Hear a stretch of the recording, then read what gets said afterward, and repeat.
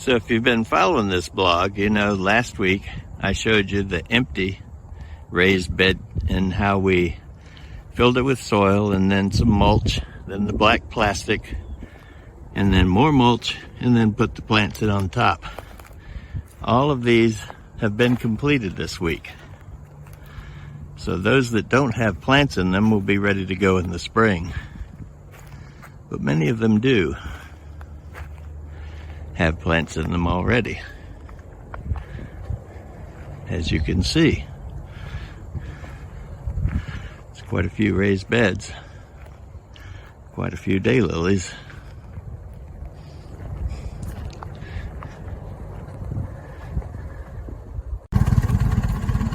Making some adjustments to the sprayer tractor.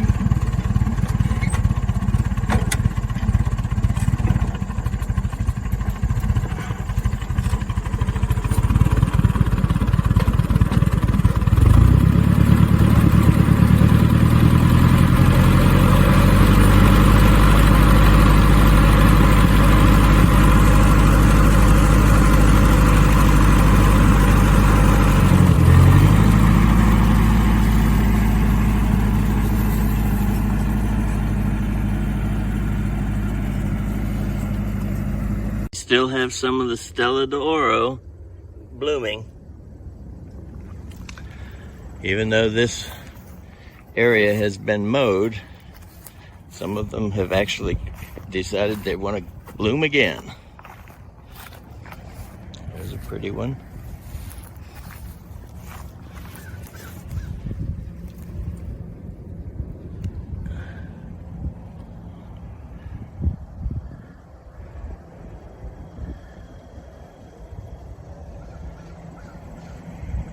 Here is the black-eyed Stellas, not to be outdone by the Stella d'Oro. A couple of them are still blooming as well.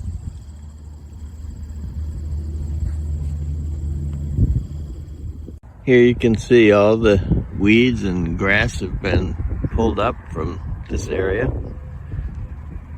It's a never-ending job with a farm this large.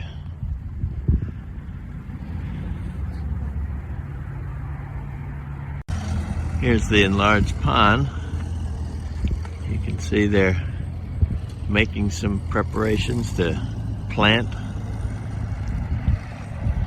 And here is where they're going to put a suspension bridge right here that will cross over. It's about 100 feet. Should be a very interesting addition.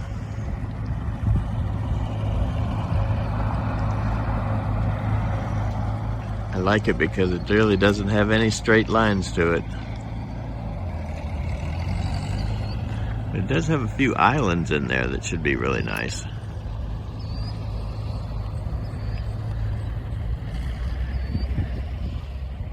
And here we have what we're calling racetrack 1 and 2. These are going to be planted. This is just in the very early stages. But there's one on one side. That's the grown-up side. And then the smaller side for the younger children. You could see that they could actually drive their golf carts around and take in all the flowers that will eventually be planted here. There's actually an inner and an outer track. So here we are again at the owner's garden. You can always count on it to have plenty of color. And today is no exception. You can see the vibrant hostas here, tucked in under the trees where they get their shade. These coxcombs are still crazy bright. Spider plants look like they have all kinds of new growth. Butternut squash are doing well.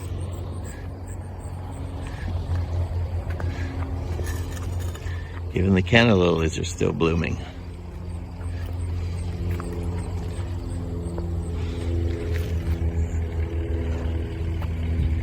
Oh, there's a pretty one.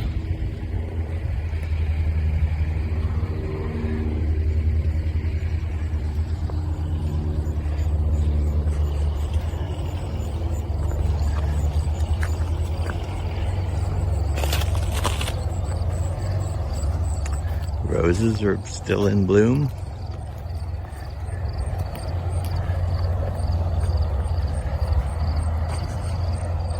You can see there's been an effort to put in a variety of different size plants. We got ground cover, we got tall plants, we got short plants. Not just a variety of plants, but in their color, in their height. There's some okra. Gotta love those black-eyed Susans spread throughout. More roses. Oh boy, lavender. Isn't that pretty?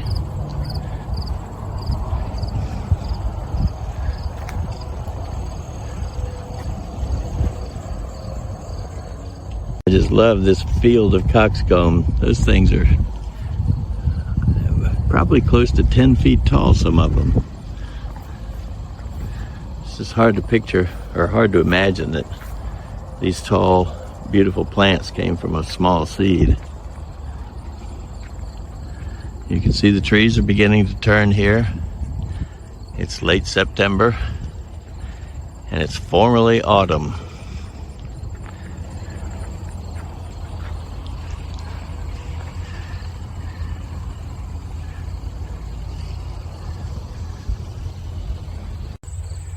The bees are loving these plants.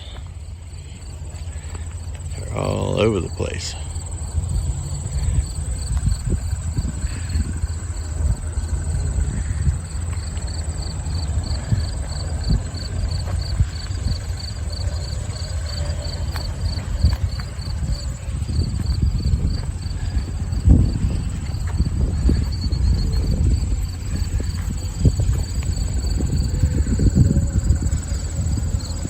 Boy, it just goes on and on. Color everywhere.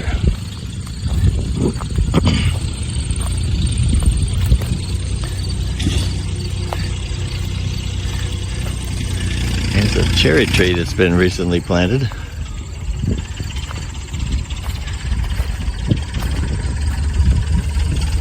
Some big bunches of marigolds. There goes the new sprayer.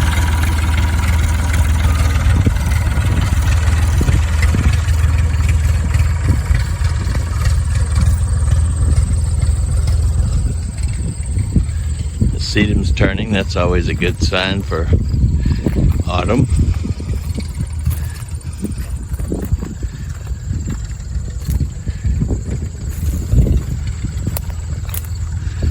Wow, look at these echinacea.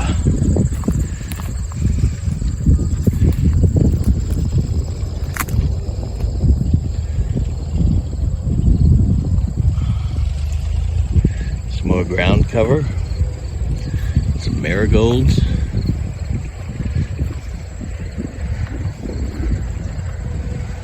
More sedum.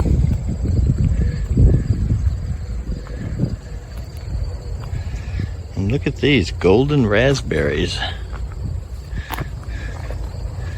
Isn't that interesting?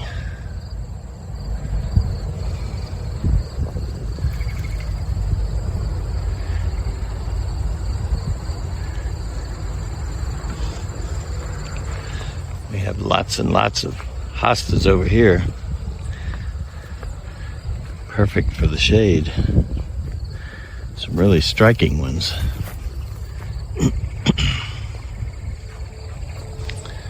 Some of them are variegated on the edge. Some of them are actually more white than green.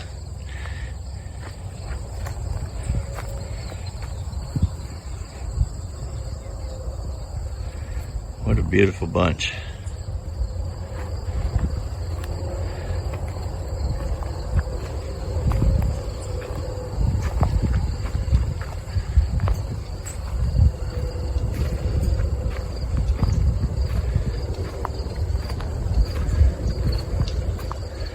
What a great garden.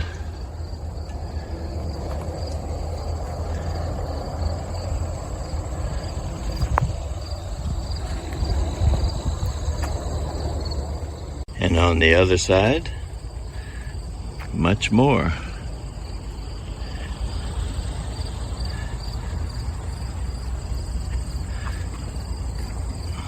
There's a flower.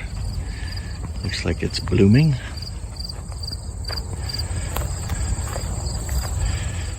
Or bloomed.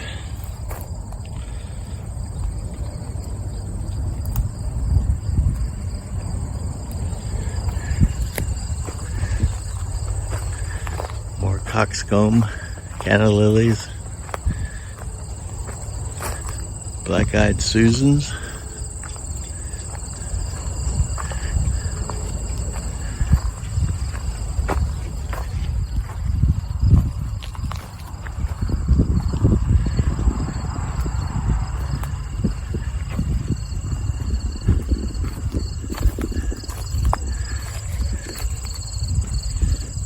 What a great bunch of color we have here.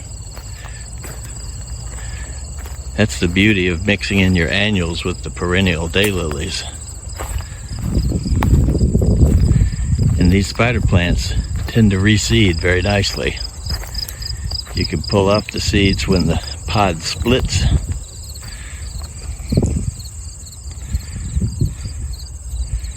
And plant them yourself, or you can. We have a couple different kinds of mushrooms growing here.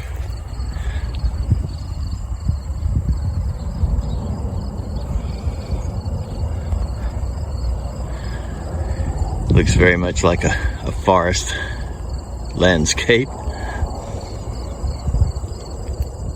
And last but not least, we've got these beautiful doubles that are still blooming.